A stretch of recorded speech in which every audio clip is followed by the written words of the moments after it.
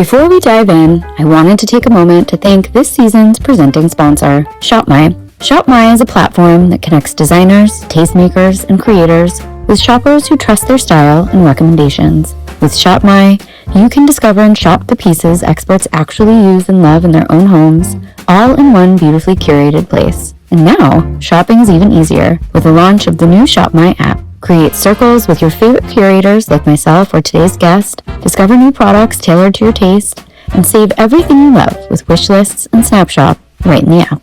Download the new ShopMy app at the link in the show notes. And now, on to this week's episode. My advice is trust your gut, whether it's about design or about life decisions or about parenting. I think it's really something that cuts across all areas of life. It's just don't let anybody else tell you what's right for you. Even if you're working with an amazing interior designer, I think you're only as good as your client, and you're only as good as the collaboration you have with your client. Welcome to Talk Shop. I'm Ariel Okin, a New York-based interior designer, writer, and editor, looking to bring a little bit of magic into our homes every day. After years as a writer and editor in the interiors world, I founded my own editorial site, Fenimore Lane, in 2020, and the Talk Shop interview series was born. Each week, I delve into the personal experiences of the top interior designers and tastemakers around the globe. This week on Talk Shop, we're heading to the heart of the American South to welcome Keith Smythe Meacham, co-founder of Reed Smythe Company, the home goods shop she launched in 2018 with her dear friend and fellow Mississippian, the late Julia Reed, a beloved industry legend. Reed Smythe Company partners with artisans and artists from across the South and beyond to craft uncommon goods for house and garden, reflecting the elegant yet eclectic design of the founder's Mississippi Delta roots. Keith co-founded the brand after a long career in public education and a stint on the founding team of an education technology startup, bringing the same thoughtfulness, rigor, and curiosity to her creative work that she did to her previous careers. Keith's designs in her home have been featured in Veranda, Elle Decor, Flower, and Southern Living, and she's been recognized as a Southern Living tastemaker and a judge for the Garden and Gun Made in the South Awards. Please join me in welcoming the fabulous Keith to the podcast. Keith, thank you so much for coming on the show. I'm so happy to have you on. Oh my God, I'm so grateful, Ariel. I love your work, and I'm so excited to talk shop. Well, to kick off the conversation, can you describe your style in 3 words or less? Yes. So I would say classic, casual, and comfortable. I love that. And it definitely translates to your retail offerings for sure. For those listening, tell us a little bit about yourself, because I love your story. You have such an interesting path into design. Tell us a little bit about yourself and where you are at this point in your career right now. Of course. Well, I loved talking with you a little bit before the podcast started about your life and little kids and work. So I'm in this sort of interesting second phase of life. So if you had asked me to tell you about myself, 5 years ago, I think it would have been a very different answer than I have now. Because at, I guess, age 49, I sort of decided to leave a 25-year career in education and public education, most of that in the city, in New York City, some of that at the New York City Department of Education. And I reinvented myself in this role of shopkeeper. And I think that the impetus for leaving was I had been part of a founding team of an education technology startup, and we sold the startup. So that was sort of a moment of let's pause, think about what the next 50 years, if I'm going to live as long as my grandmother did, and let's think about what would be an interesting path, whether it's in education or in something else. And right around that same time, my best friend, Julia Reed, who passed away 5 years ago, who is very well known, I think, in the design world and in the food world and in the journalism world as this powerhouse of style and great taste and great food. And she and I grew up in Mississippi together. And then we reconnected in New York when I was in my 20s and she was in her 30s. So we were 10 years apart. And she took me under her wing as this fellow Mississippian who'd grown up in the Mississippi Delta in a small town. And she really kind of shepherded me through those first years of being in New York, which, I think can be kind of overwhelming when you're young. Yeah. But she, at that moment when I was leaving Homer, which was the reading app that I helped create with a bunch of education folks in New York City, she was trying to figure out how to make this dream of owning a shop online a reality. And so she asked me if I'd help her, because I had, by that time, some experience in marketing and technology. I knew enough to be dangerous, I guess I would say. But in this kind of crash course in marketing and digital advertising and all of the things that I really had to teach myself how to do when I was part of this group founding an education app, I learned enough to sort of say, sure, I'll help you bring this dream to life. And the more we got into it, the more I fell in love with her idea. And we got to this point where she said, I don't want you just to help me. I want you to be my partner. I want you to be part of this. And the this that I'm talking about was what became Reed Smythe Company. And Reed obviously was Julia's last name, and Smythe is my maiden name. And so because our families were really close friends, we thought that would be a really nice way of bringing the two of us together. That's so beautiful.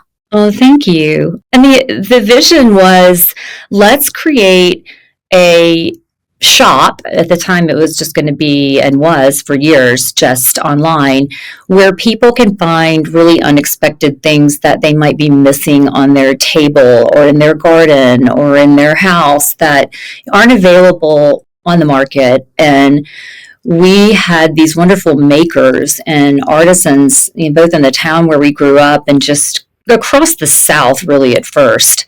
And we would kind of come up with these ideas and say to a metal worker, for example, we have this vision for a table, a bar table that would go on a screened porch. Can you help us?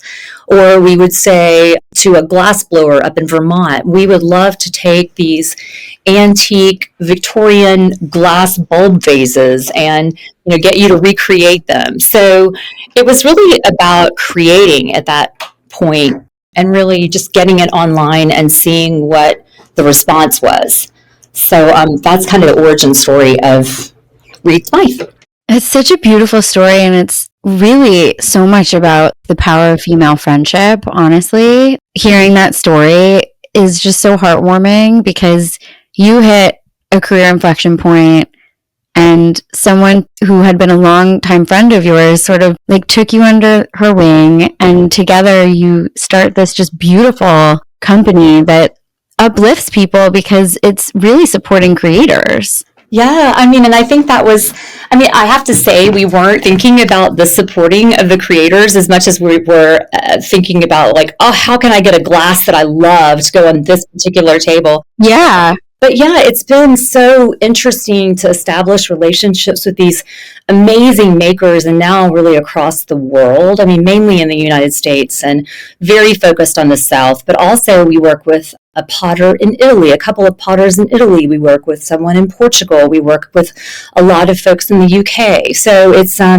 been interesting finding these makers who are already doing work we love, but it's really been fun working with makers and artists who are willing to collaborate and say, we come up with an idea and then they design it and say, what do you think? And so there are all these iterations on an idea that come to life. And then it seems to me that the people that are shopping with us, who are shopping with us, really are responding to what we're doing, kind of the stories that are a part of our offerings. It's an amazing thing. And I know that you guys started by curating makers in the Mississippi Delta at first. Yep. And both of you are from there. How did growing up there shape both of your sense of styles? I know Julia is really an icon in the industry for, Southern interiors and Southern design and Southern entertaining. And how did that translate sort of into shaping both of your sense of styles and your sense of style, and how it crafted the ethos for Reed Smythe? Yeah, I think very much. In the first place, the place itself brought us together in New York City, which, I think a lot of people who come from the same place connect in a big city. But this was a particularly powerful connection because we were both from this really tiny place. So that, is part of the really important connection that Mississippi had for the two of us, because we immediately kind of identified each other. Yeah. Because she was older than I am, it was definitely kind of a big sister, little sister type of thing. My husband said that I was in a state of perpetual sorority rush with Julia. And finally, I think I got a bid. That's amazing. Yeah, but so I think that Mississippi was a place, or at least the part of Mississippi that we grew up in, which was very rural and very farm-based. Like my dad is a farmer, and my brothers are farmers, and my grandfather was a farmer. So you're really kind of out in the middle of nowhere, and there's not very much to do and not very much to see. And so you make your own fun. Yeah. And I think even over the generations, that meant women in particular, but men also, had reasons to entertain at home because there wasn't really anywhere else to go. And so I think this tradition of hospitality and welcoming and entertaining at home has a lot to do with the sensibility that both Julia and I brought to our own houses and to Reed Smythe Company. So I always, going back to what I think is timeless style, I think classic, but also comfortable and welcoming and warm is really part of what we were trying to do in creating all of these beautiful pieces. But it was also just kind of the way we lived, and the way the people we grew up with lived. It was always about, let's have the dogs on the couch and the tattered, Oriental rug over the sisal rug and the screen porch, and nothing had to be perfect. And, I think for many years, the South trailed behind the rest of the United States in terms of wealth. And so you didn't have these professional decorators in the South. And so there was always kind of a put together by the woman of the house look about these houses. I keep saying women because I think, there's a strong line of Southern women running through our story, but men too. Yeah. So I think that is, really what I would say is sort of the thread of Mississippi running through our store, our shop, our offerings. It's so interesting. And it's so interesting when we had Caroline Gary on, she was talking about how similarly, like there was this history in her family of her grandmother and her mother, and there weren't decorators in their town, and so they knew how to be seamstresses. They knew how to make a home really beautiful, and that it's part of like Southern culture. And it's so interesting to hear how even in different states it kind of translates, which is really fascinating. Yeah, I love her new book. It's so pretty. It's so good. She's so fantastic. I love her. So tell us the story a little bit about how you guys decided to start. I know Julia kind of had the idea percolating, and together you sort of merged your past career expertise. Were some of the early days, like what was it like launching a home goods brand in 2018, and what were those early days like? Well, first of all, they were so fun because we both were doing something that felt really crazy because neither of us had run a business before. I'd been in the nonprofit world. Julia was a journalist and a writer. And so we really had absolutely no idea what we were doing. And so I love that though. Yeah, well, it just ended up making it fun, and we were making it up as we went along. I mean, I did from my past career have a really good stable of folks that I knew to work with. I had some branding people, and I knew folks that were website designers. So we had really good people to lean on, but it was hard, but it was fun. And we really kind of faked it a little bit in the beginning. Yeah. And one of the big challenges, I think, in the beginning was that we just didn't have enough stuff, right? And we were very committed to this idea that we're not going to go to market. We're not going to go, buy up a bunch of stuff that you can get at other places. And that's what makes it so special. Yeah, I mean, that's been a really learning experience for me, because you kind of have to have a mix of the handmade and the bespoke and the very unique to you stuff, but you also just have to find people who are doing things you love and get behind them too, because otherwise you would be crushed by trying to make everything, and someone says, oh, it's going to be ready in a month, and then 8 months later it's coming to you on a pallet from Italy. Yeah, that doesn't work with retail timelines.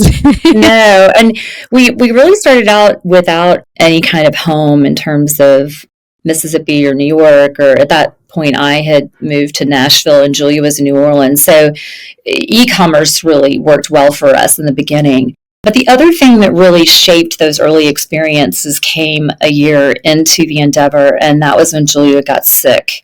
And so that shaped our work together in a couple of ways. It was incredibly challenging for her because she was undergoing treatment here in Nashville.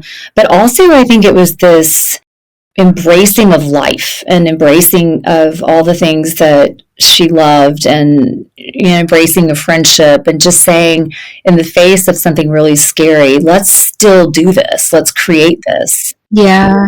She died in the middle of COVID, and That's really beautiful. it was kind of, I didn't really know if I would want to continue doing this without her, because it was so much something we had done together. And then the outpouring of love for her and support of what we were up to was just kind of overwhelming when she died.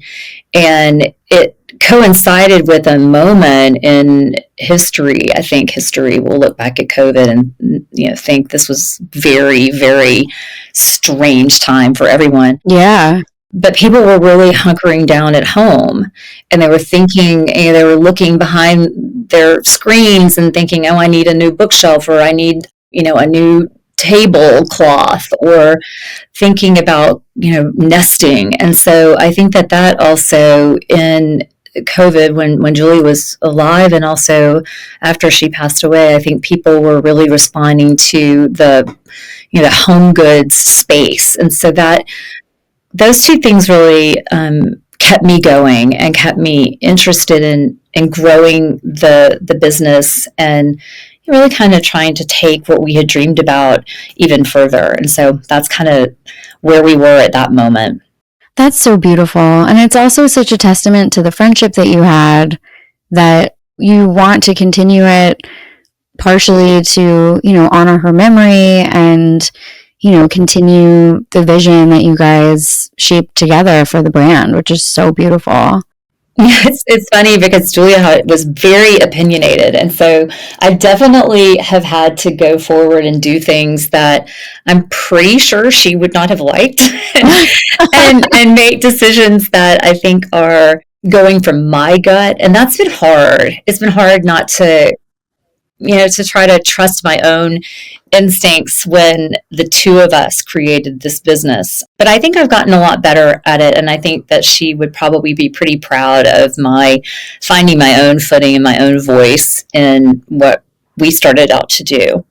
I love when we have people who've career pivoted on, because there's no wrong time for a career pivot, and you can bring so much of your former career to whatever you do next. And then also that opens up so many new pathways and doors and opportunities for growth, both, professionally and personally. And it's just so interesting to hear how it impacts people's lives and trajectories in that way. Well, it's been so great for me. I have 2 daughters and a son. And for my daughters, who are now, one's in college and one's about to finish high school. But at the time that we were founding Reed Smythe and I was moving on from education, I think it was really eye-opening for my daughters to see that you really don't have to stay in the same career for your entire life, and that you can take risks.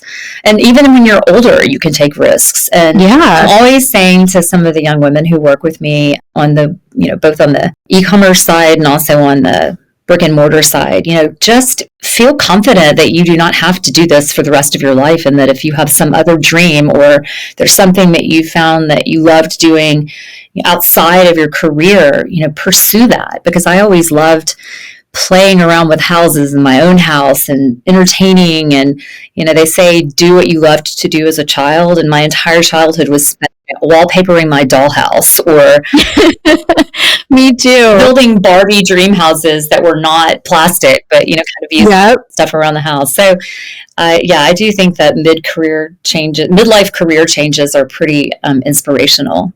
What draws you to certain artisans or artists for collaboration? Because you have so many unique sort of bespoke offerings and things that you really can't find elsewhere. What are you looking for when you're creating those things to sell at the shop? Well, I mentioned that I hear Julia's voice a lot, and that I'm trying to follow my own instincts. And I think that my gut is really what I follow when I'm looking for things. And I do a lot of travel for Reed Smythe Company. So I've, traveled around the South particularly, but I also have started traveling in the UK and Europe looking for unique makers, and that's been really fun. And I guess it's a little bit of I know it when I see it. If I see something that I think is beautiful, Yeah. and I think our customers would love, I try to go for it. But I also think that one of the things I've enjoyed the most is getting an idea in my own head. And here's an example. So I wanted to do an oyster knife because we have a lot of people from New Orleans and South Carolina and people that are, kind of used to having oyster roasts or shucking oysters at Easter. And Yeah. I wanted to do this oyster knife with a handle that looked like an oyster. And so I knew immediately who to go to. We have this wonderful sculptor in New Orleans. It's also a friend. And she does big civic sculptures. So, she does a massive stuff that's in public parks, but she's so incredibly talented that she also can do anything. She can sculpt anything. And she's been the force behind our dog head bottle openers and our ginkgo dishes and all these bronze pieces. Yeah. So she was able to sculpt this beautiful oyster shell. And then we have a foundry that we work with, a bronze worker down in Houston, like third generation family of bronze workers. So cool. Yeah, and they were able to attach a blade and sculpt it. And what you have now is this beautiful oyster knife that so many people love to give as a gift for their husbands or their dads or boyfriends because it's very masculine, but it really works. Yeah. And it's touched so many different hands and makers before it even gets to you guys, which is really, that to me is the coolest thing about shops like yours. You're really helping to buoy so many of these lost arts that in a mass produced world, it's a special thing. There's not a lot of that. And I think it's really cool. Yeah, another part of the work is, looking back at the antique pieces that I have or that we have and thinking about, what's only available in antique shops at great cost that, were very available in the early 19th century. And a couple of examples of that are mocha-ware. So I have a collection of antique mocha-ware. It was an art that was invented in Wales kind of by accident by some potters. And it was really in the 19th century a tavern keeper's pottery. And so you would see it in tankards and big mixing bowls. And, if you went to the local tavern, you might drink beer out of a mocha-ware tankard. And so it is a lost art. And this guy in Massachusetts kind of revived it. And he passed along the tradition to one of his colleagues. And this guy is in Salesville, Arkansas. And after a lot of research, I connected with him and his wonderful wife, and he has been making mocha-ware stuff for us for about 5 years. And that is such an important relationship to me. And he and his wife run their studio, and they've been really wonderfully willing to collaborate and, come up with different shapes and different ideas with me. And so that's just an example of how we're kind of bringing back art that has not been in the marketplace and has only really been found in antique shops. Yeah, that is so cool and so special. Is that one of your favorite things about working within design? Like, what is your favorite thing about working within design, I guess I should say? Is it the curation? Is it, working with the artisans? Like, what's your favorite aspect of it all? Well, you're so generous to say that I work in design because I know how hard. You do. Well, I'm certainly not trained in any way in design. Well, I'm not either. Well, but you've done the work, right? I've never gone into someone's house and said, "What do you want this to look like?" and then brought that to life. So I definitely have to hand it to the decorators of the world and the architects for, both having the experience and the training in the design world. But I do think that I have a pretty good eye, and I think I have a really strong sense of what I like and what I want in my own house. And I've been fortunate in the decoration of my own house and, other people's houses to have watched great designers at work. And so that's been a really special part of building this business is these decorators that I know and love. And I worked with a design firm that was in New York and is now in New Orleans called Brock Schmidt and Coleman, and they helped They're me with so my house. talented. Yeah, they're so great, and they helped me with my house in Nashville, and it was just this immediate friendship. And I guess what I love working, what I love doing in design, if I could call it that, is really thinking about what is it that I love, what is it that I think looks great in a house, and trying to offer that to other people and give them the confidence to say, I'm going to go and buy this thing for my table, or I'm going to go buy this piece of antique furniture for my sitting room, and I'm going to have the confidence to buy it because I love it and because it tells a story that I want to tell. Yeah. So I guess, one of my favorite parts of doing this is having this brick and mortar shop and having these wonderful people who come in and want our help in realizing something for their own houses and not having any real decorator helping them. It's so much about relationships too, and point of view. I think one of the things that when we had Kate Reinstein-Brodsky on from KRB, which is another shop. Oh, she's a good friend of mine, and I just love everything she does. She's so awesome. And we were talking about, having different creators making things, and it is, even though you're not designing homes, it's like you're part of the ecosystem, right? Like you're working with the end customer, you're working with the designers that are buying from you. It's all about like these amazing relationships that you guys build. And the way that you curate is so unique to your individual points of view. And it's just so special. Like we don't have a ton of shops like that left in America. And it's a really important part of the fabric of the design community.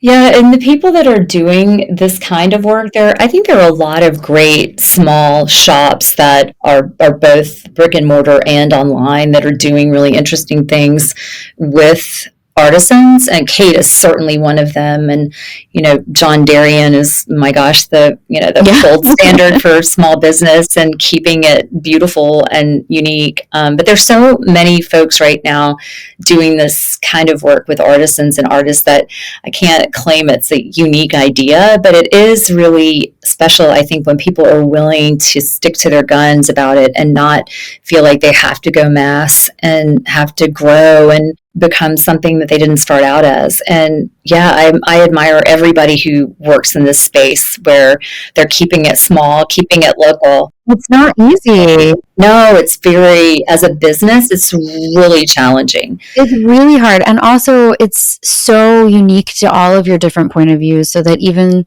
if you guys are operating under similar general idea, concept of like, okay, it's a small business, but like every single one is so different because it's under each of your personal tastes and your point of view, and you're creating a world within your shops, which is so cool. And that is so fun. It's like having another house to decorate when you have a brick and mortar shop. Of course, it's so much fun. And it's like a world that you're creating that people can walk into. What does your home say about you? What do you think your home says about you, or the shop? Well, I love my house, I have to say. And I think, after living, I know that you can live in an apartment in New York and it's home and it's, you can have a wonderful, wonderful space, but it has been such a gift and such a joy. And we were talking about this earlier, to have an outdoor space, an outdoor living space. Yeah. So I love my house in Nashville, and I think I love it more because I didn't, for the first, I guess, 15 years of my marriage, we lived, we were always in an apartment without indoor space. Yeah. And in an apartment that wasn't maybe big enough to entertain, many, many people. So I've really loved that about my house, is that it's a place where I can welcome my friends for, supper in the kitchen, or I can have a big party and tent the terrace. I love that about my house, that it's very welcoming. And I do think that we've created, my husband and I, and our kids, I guess, too, but that we've created in our house in Nashville this space that feels both well curated and carefully designed, but also really comfortable and not pretentious. I think where people feel like they can come in and they can put a glass on the table next to the couch, or they can put their feet on the coffee table, or if they spill a glass of red wine, it's not going to be the end of the world. And I want people to feel like that when they come in my house or when they come in the shop. I want them to feel welcome and comfortable, and where they're not in some sort of museum setting. Yeah. I mean, that goes back to what you were saying about sort of Southern design in general, like the ethos behind the way you and Julia grew up and how you guys approached home from a very early age translates into all aspects of the home, and also how you guys think about the shop and how you curate the shop. Yeah, and the shop has become this really fun nexus of, creating and having authors come and talk about their books. So on Friday, and this is sort of random because it doesn't have anything to do with design, but my really good friends, Christina and Willie Geist from New York, are going to be here because they have a daughter at Vanderbilt. So fun. Yeah, they have a daughter at Vanderbilt, and Christina has just written this wonderful book that everybody needs to go get. It's called Before You Fly Away, and it's lessons and advice to a daughter who's going away for the first time from home. And it's, oh my God, that makes me want to cry. That's so sweet. Yeah.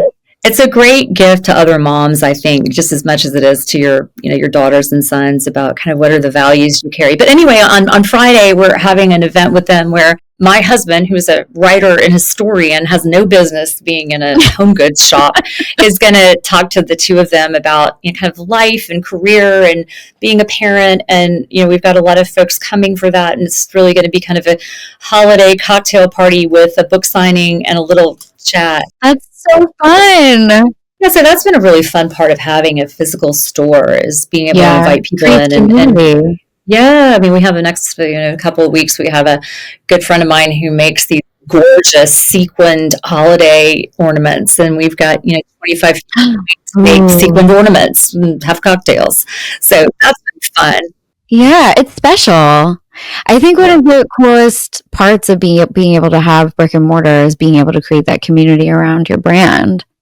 Yeah, it's so fun, and it's something that I think people have really responded to. And it's another way that I've gotten to know people that are doing cool things that, are not sold in my shop, but people are interested in flower arranging. Or a couple of years ago, we had a stitching class where this wonderful... Yeah, it's fun. Yeah, it is fun. I enjoy it.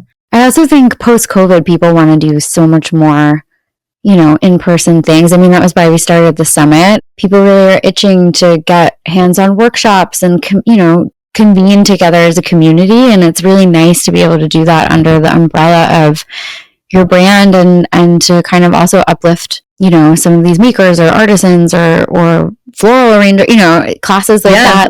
It kind of brings people together in a really different and unique way. Well, and I'm learning, and that's the other thing I love about, you talked about career pivoting. It's just, if you're not learning, it's not worth it. If you're not learning something or doing something you're scared of. Yeah, exactly. Let's talk a little bit about some of your favorite places to shop for home besides the shop, obviously.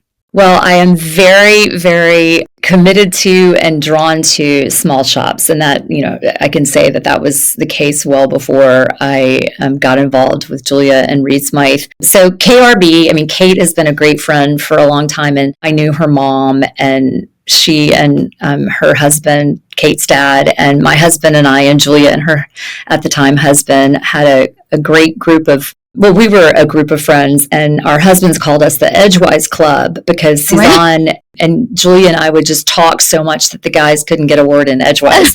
So anyway, I've loved it. Hysterical. One of my favorite shops in the whole world was Kate's mom, Suzanne's store in LA called Hollyhock. Yeah, Hollyhock. Yeah. I still have furniture in my house that I bought at Hollyhock and got, transported across the country just because she had the best eye. Yeah. So I love Kate's shop. I think I already mentioned John Derry, and I just think everything he does is so chic and wonderful. I love Nikki Kehoe. I think everything they do, I don't know them personally, but I think everything they do is so cool. Yeah, me too. I love a lot of the little small shops in the UK. I love Pentreath and Hall.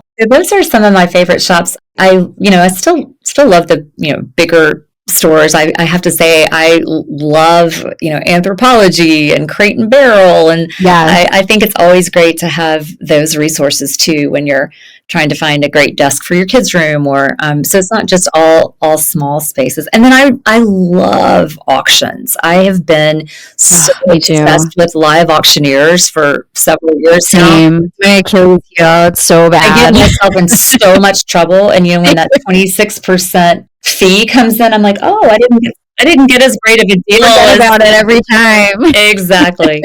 So, and I love shopping antiques fairs and antique shops. I love to go to Paris to the flea market. Ile-sur-la-Sorgue down in the south of France, which has such a beautiful antiques fair that's kind of always up. Yeah. But yeah, that's kind of my go-to spots for home. Well, this season is sponsored by Shop My, and I was looking through your curation on your shop, which is so cool. And I love that you broke it down by gifting categories, which is so perfect and timely for everybody listening because we're right in the thick of holiday purchasing. Is there anything on there that's currently on your wish list?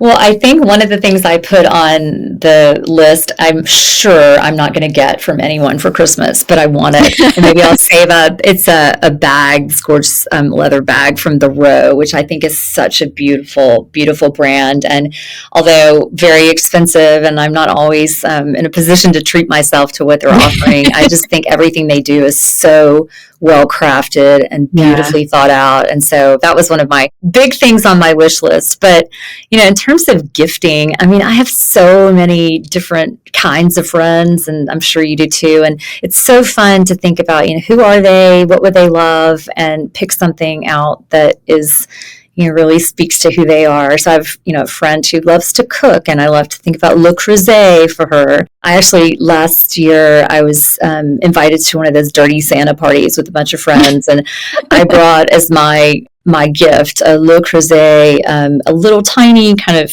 stew pot. Yes, they're so cute. I've seen them. Yeah. And then my recipe for boeuf bourguignon, which I love and everybody loves. And it was sort of the most popular gift at the Dirty Santa party. Yes, that's such a good one. But on my own store, I, of course, love everything we offer. But I love particularly some of the things that we have brought in for the holidays. We have a lot of makers in Germany because Germany is such the capital country of Christmas. And we have these beautiful German carousels that I think are so unique, and they remind me of my childhood. I love bringing in colored glassware to the table for Christmas Day. And we have these beautiful rose-colored goblets or green-colored goblets that look great on a table. So pretty. One other small brand that's kind of becoming a bigger brand that we actually carry is from the UK called Summerall and Bishop. Oh, yeah. They have such great stuff. They do. They have beautiful stuff. And they have a very similar origin story to ours, which is that these two great friends wanted to create a shop that was all about entertaining and, welcoming people. And one woman passed away, and then the friend passed away, and her son has kept the business going and growing. Oh, that's so special. It really is. It's a great brand, and we are so honored to partner with them. So those are some of the things on my wish list from my shop. Yes.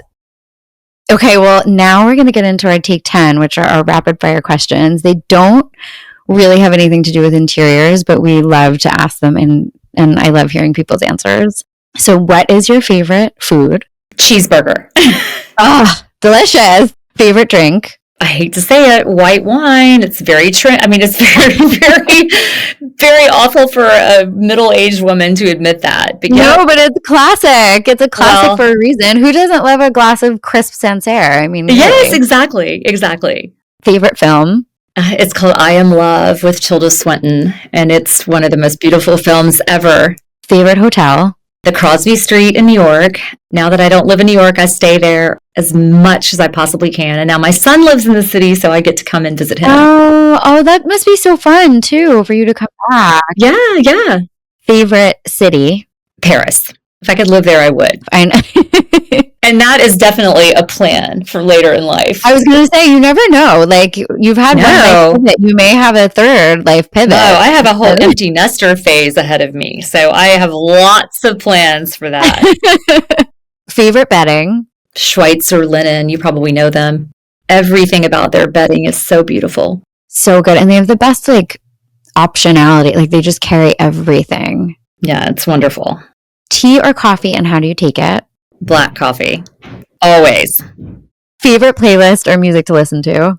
Americana. So, living in Nashville, I think I'm so lucky in that sense. Yeah. But I won't go on and on. But my playlist would also have a lot of Van Morrison, definitely some James Taylor, classical. But yeah, Americana would be, I guess, the top of the playlist. I love that. It's like good vibes only. I like that. Favorite weekend activity? Reading. I'm so lucky I get to do it now but my kids are older.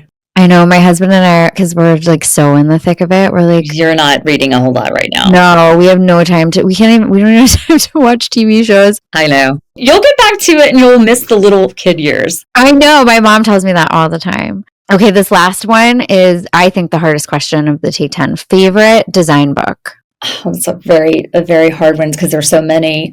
I always, when I say I love reading, I mostly love novels, but I also have a big stack of design books by my bed that are, the new ones that I'm just looking through, and they're all, I think right now, I would say Mika Tenhave's book about her styling is my favorite inspiration, and she was my student when she was in the 8th grade, and I was no way. Yes. Oh my god, did you teach a Nightingale? I taught a Nightingale. Oh my god, that's so amazing. Mika's the best. I love her so much. Well, she was the best as an 8th grader. I mean, I can tell you, she was just so full of style and spunk, and I loved her family. And she came and did a signing at the store last Christmas, and it was just so. I had literally not seen her since she was in the 8th grade. Oh my god, that is so funny and so special. I can picture her as like the coolest 8th grader known to man. Oh my God. She's like the coolest person I know. That's so funny.